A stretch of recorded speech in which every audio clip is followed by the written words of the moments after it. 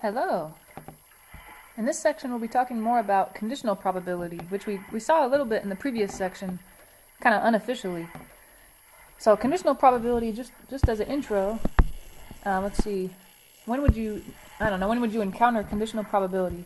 Let's consider the scenario. So a math teacher gave her class 2 exams, and let's say 25% of the class passed both exams, but 42% passed the first exam. Well, how would you find the percent of those that passed the first exam, the percent of those who passed the first exam and also passed the second exam?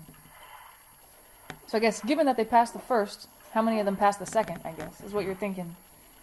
So it's kind of like we were talking about in the previous section a little bit about, like if I were to hand you 2 cards out of a standard deck of playing cards, let's say the first one's a king.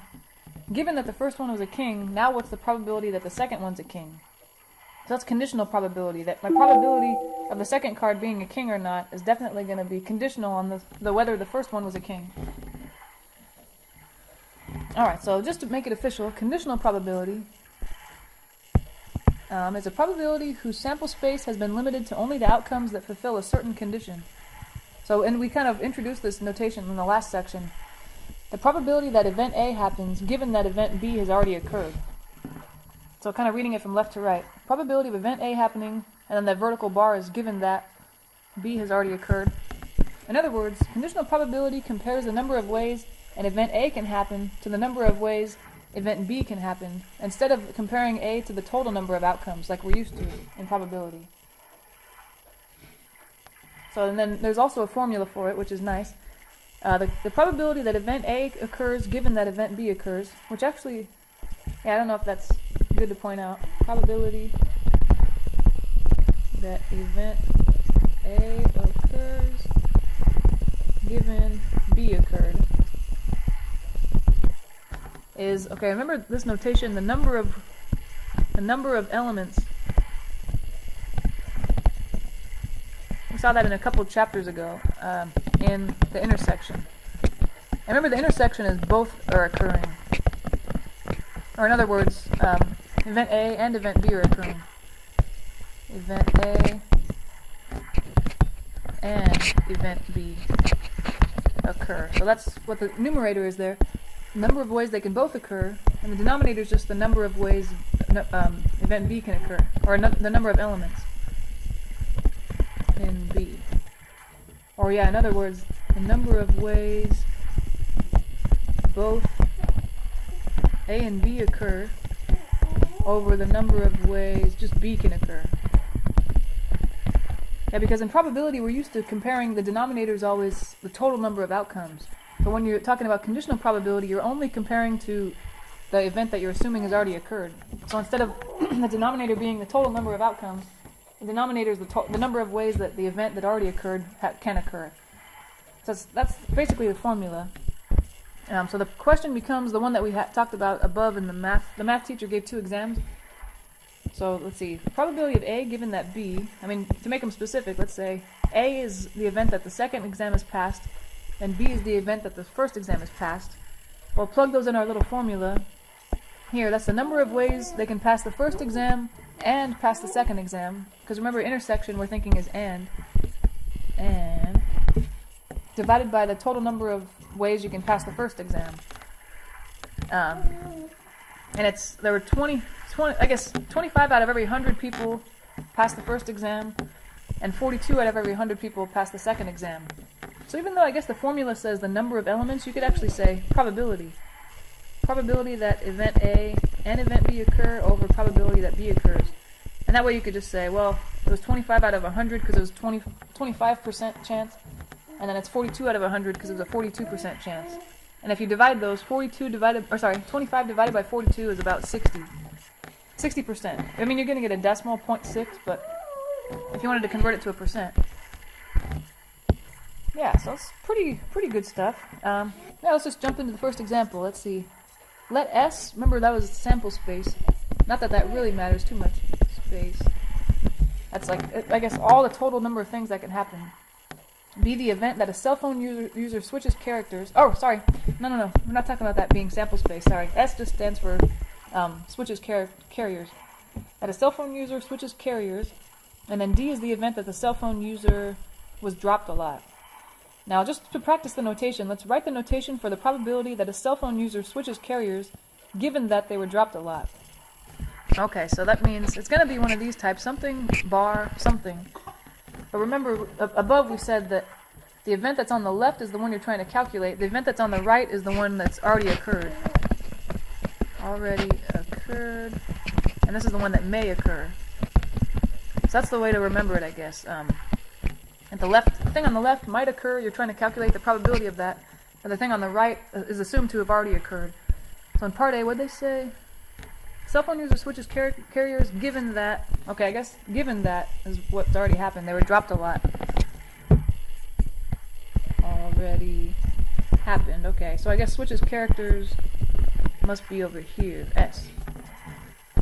Alright, so it's good to keep that in mind, which one's which. If you have what's on the left, what's on the right matters.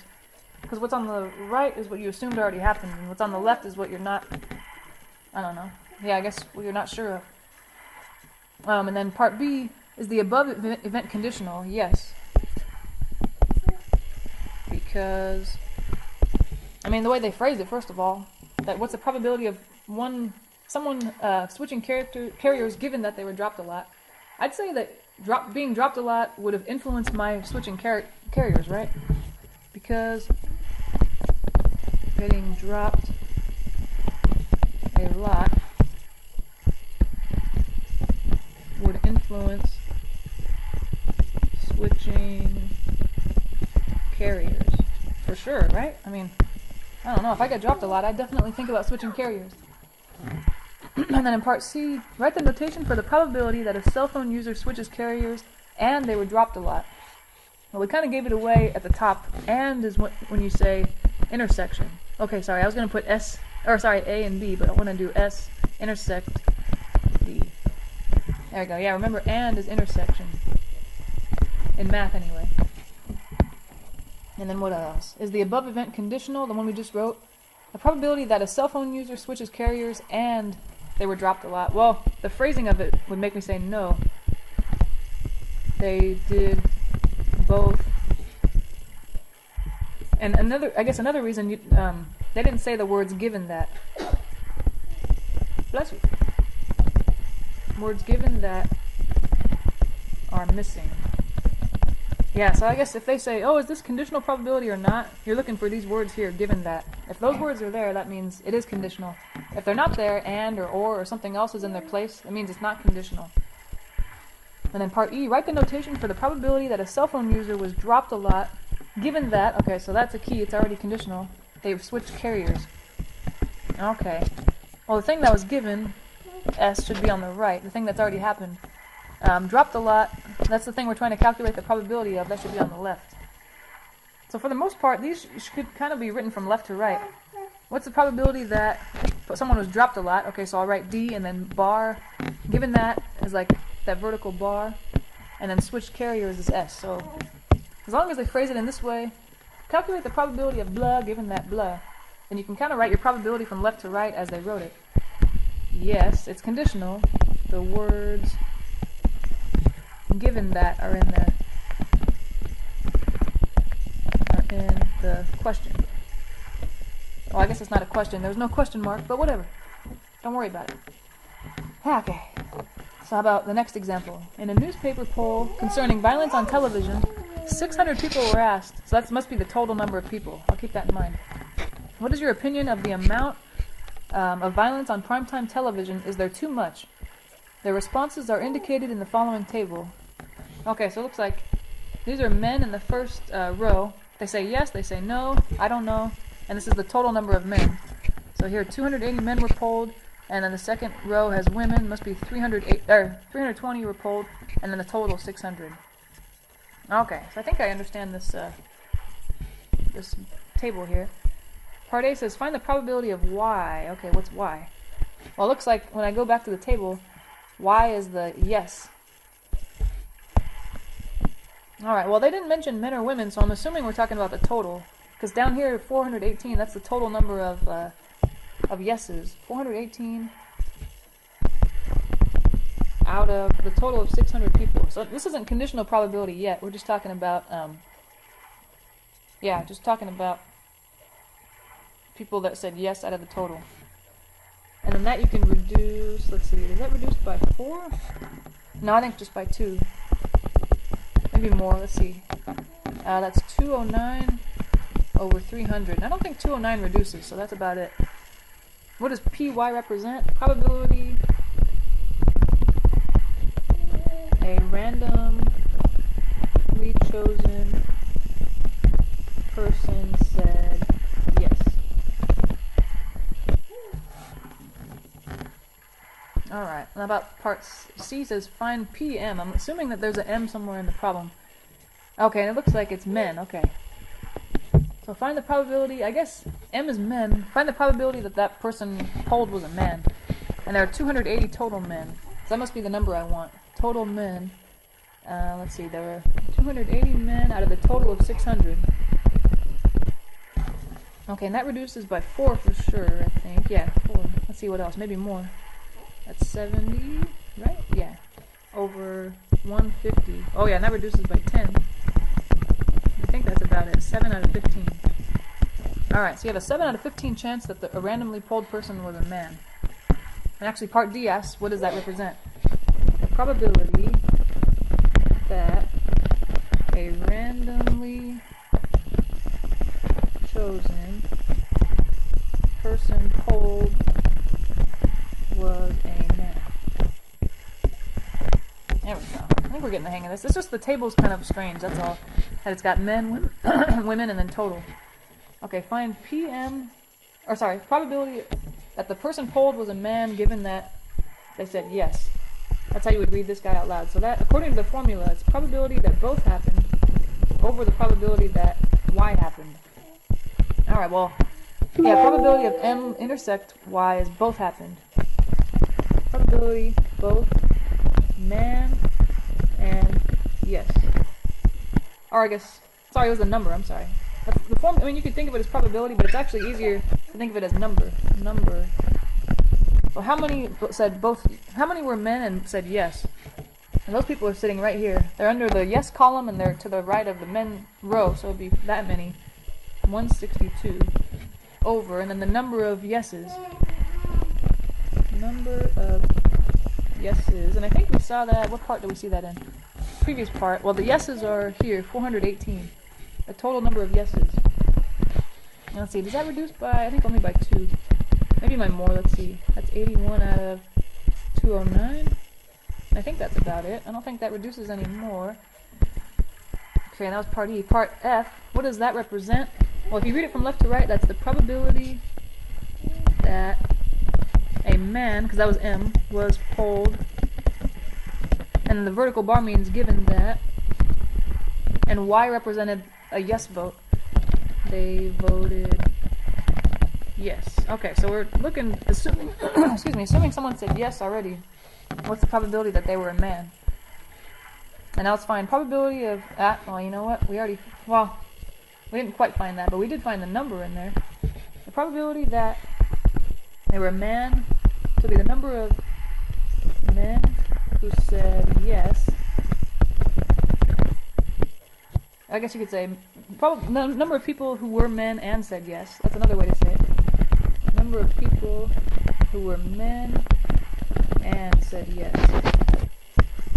Over, and then this is just it's not a conditional probability, so it's over the total number. And I guess we're talking about people here. There were 600 people. But how many were men and said yes? I think we looked at that in the previous part, 162, right? 160, right, isn't that right? Wait, let me see. Yeah, these were these people here. 162 out of 600. That reduces by, I think, only 2. That's 81 out of 300. Oh, and then you reduce by 3 again.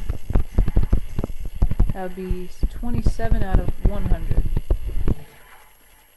There we go. Alright, now the last part of this problem anyway. Find the probability, this would be the probability that someone said yes, given that they were a man. Okay, well, according to the formula, that's the number of ways you can have both of those happen over the number of ways the thing that's given happened. This is how many people said yes and are men. Number of people who said yes and were men. But that we calculated that in the previous part, didn't we? Yeah, here. This guy. So if I say, how many people were men and said yes, or I switch those, how many people said yes and were men, that's the exact same thing. So it'd still be 162 in the numerator. But the denominator is the number of men. Where was that? The number of men total was here, 128. Or sorry, 128. Where'd I get that? 280. 280. And that reduces by 2 at least to give you 81 out of 140. And I think that's all it reduces to. Is that the same as part E? No. So that now we know that if you find the probability of one conditional probability and switch it to, instead of probability of them being a man given that they said yes, switch it to the probability that they said yes given that they were a man. Oh, sorry, I wrote the exact same thing. There we go. Are not the same. So that goes to show you that it really matters which order you put those things in. You're going to get different answers, right? Because different things are conditional that way. Okay. How about the next example? Let's see. If 2 cards are dealt from a full deck of 52 standard playing cards, find the probability that both are spades, then... Okay, well first let's do that. Probability both are spades. Okay, so that's probability that the first one's a spade and the second one's a spade. So I guess you could say A first is a spade, B second is a spade. Remember that one, you would multiply the probabilities. Oh, and remember we said it before, we would do... We kind of used this notation before, but we just didn't make it official yet. What's the probability that the first card is a spade? Well, there are 13 spades out of a deck of 52 cards. And then if the first one's a spade, there's 1 less spade in the deck, so there'd be 12 left, and 1 less card in the deck. So there'd be 51 left. Well, let's see, that reduces by, I think, this guy reduces to 1/4. And then the other fraction, 3 goes into both of those. 3 goes into 12 4 times. 3 goes into 51, I think 17 times? Is that right? I think so. Okay, and actually look at that. 4s can cancel on the diagonal. Just leave you 1 out of 17. Man, that reduced really nicely. Okay, how about part B? Use that value to find the probability that the second card is a spade, given that the first card is a spade. Note that there are 13 spades in a deck. Both are spades.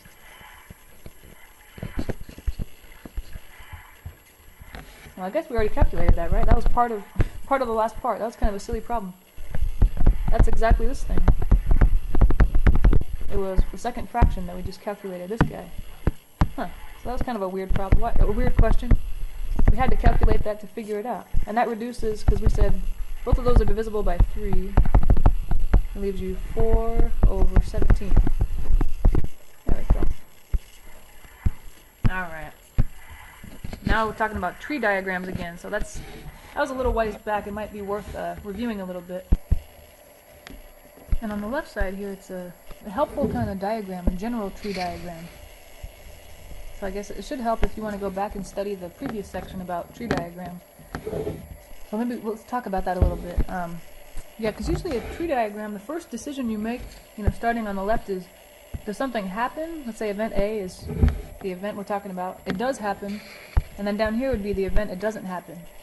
So I know we haven't used this notation, but there is a notation that you don't need to know, but it is in probability. I guess if you get deeper into it, that if A is an event,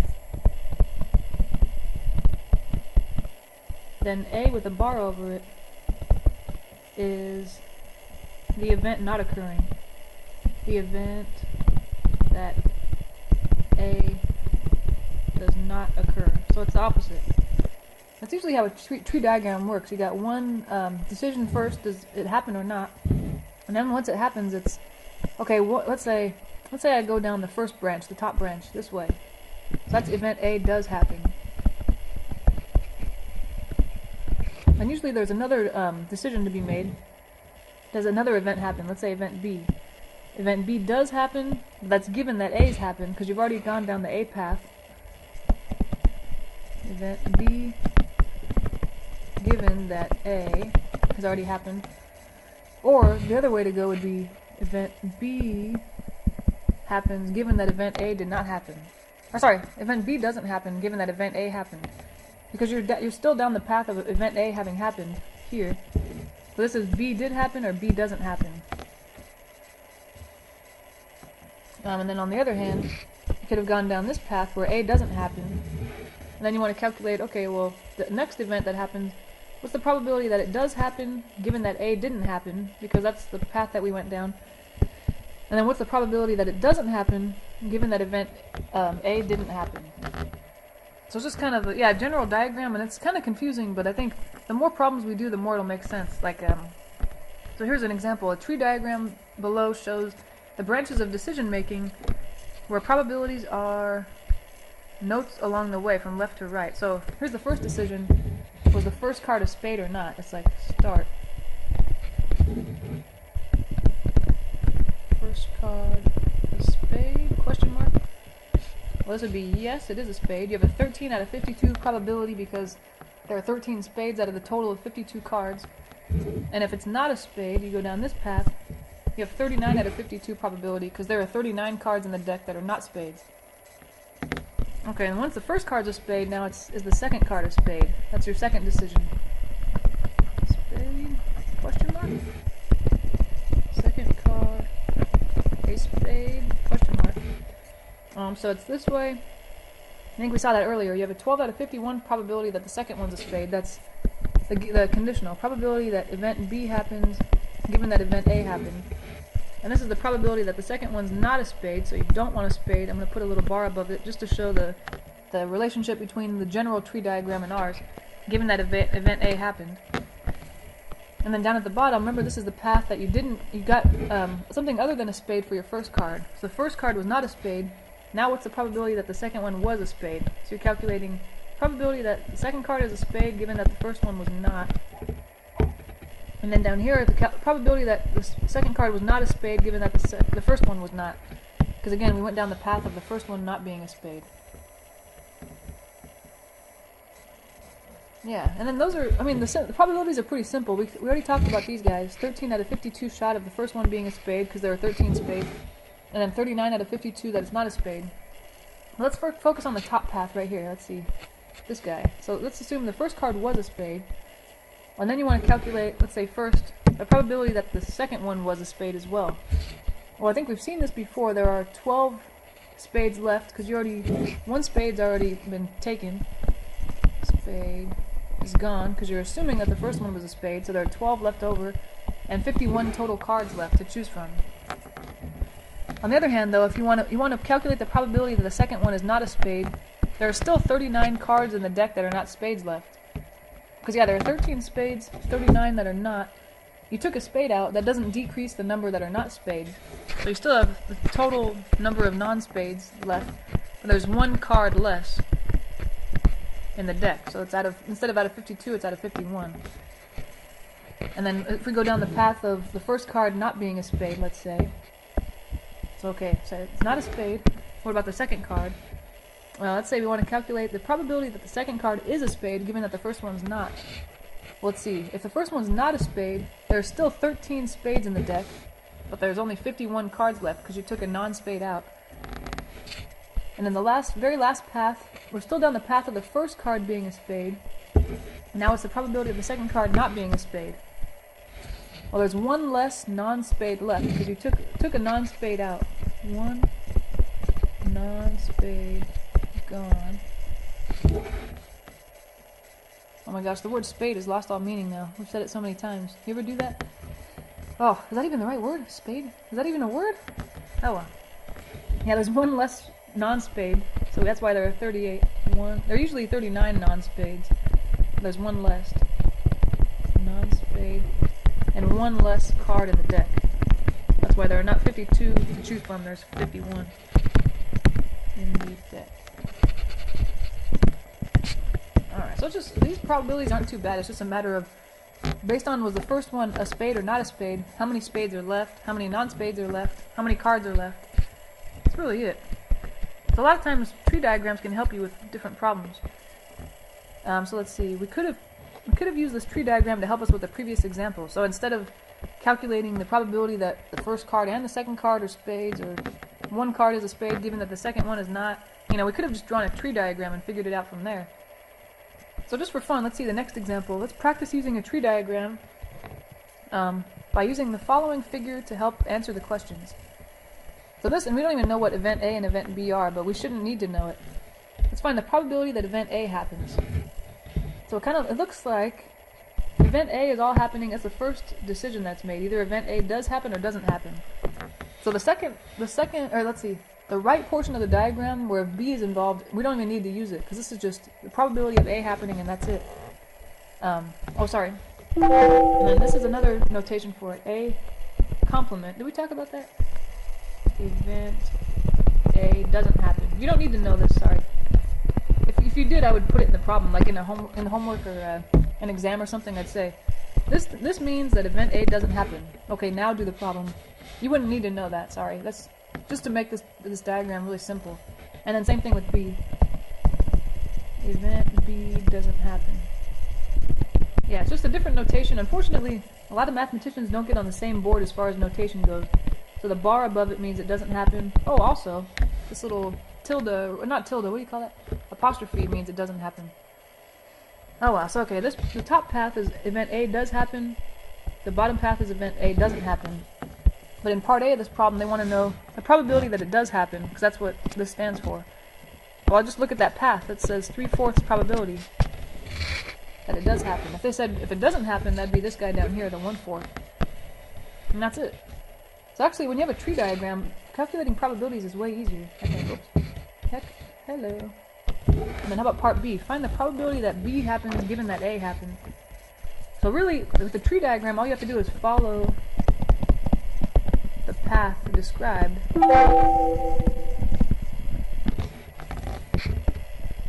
And find the probability that B happens, So they said probability that B happens given that A. Given that A occurred. And that's really just going to tell us which part of the path to follow. Well, they said that A has occurred, so we're going down this path. And then we want to know the probability that B does happen. That would be this top part here. B does occur versus the bottom with the little dash means it doesn't occur. Okay, so we want to go down this path, and that would just be this probability here. And you don't need to do anything with any other probabilities, it's just that guy. Follow the path and find the very last probability that there was. So yeah, as far as conditional probabilities go, they're really simple with tree diagrams. That's why they're really nice. Yeah. Tree diagrams make conditional probability very simple. Make conditional probability simple. There's only one probability necessary. Only one probability necessary, whereas if we use the formula, we'd have to multiply a couple probabilities and things like that. Let's see, part C, find the probability of A and B occurring. Because remember, that's what intersection means. Probability of A and B occurring. Okay, well, with those, you have to actually, I think we talked about one of these in the tree diagram section. You have to multiply the probabilities along that path. Probabilities along that path. So we'll find the probability, the path where A happens and B happens. And that was the same path. The other ones had either A not happening or B not happening. But we're going to multiply the probabilities along the way, the 3/4 and the 4/5. So yeah, anytime you're calculating probabilities of one thing and another happening, you have to multiply the probabilities you find along the tree diagram. And there I can reduce those 4s, so we're just left with the 3 on the top and the 5 on the bottom. And that's it. So yeah, conditional probability, and I think at first I almost think conditional probability and the intersection probability sound the same. Because conditional is the probability that B happens given that A happened, and then the and is probability that they both happened. But those sound the same, but I guess part C here, the probability that A and B occur, you're finding the probability and you're comparing it to the total number of outcomes. where maybe A does occur, B does occur, both of them don't, one of them does, the other one doesn't.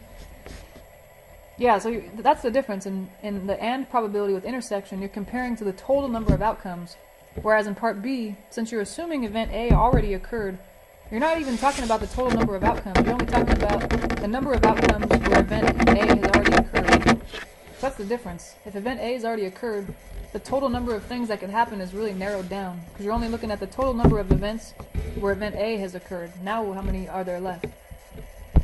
So anyway, I think that's what I would think, is that they're basically the same, but they're not quite the same.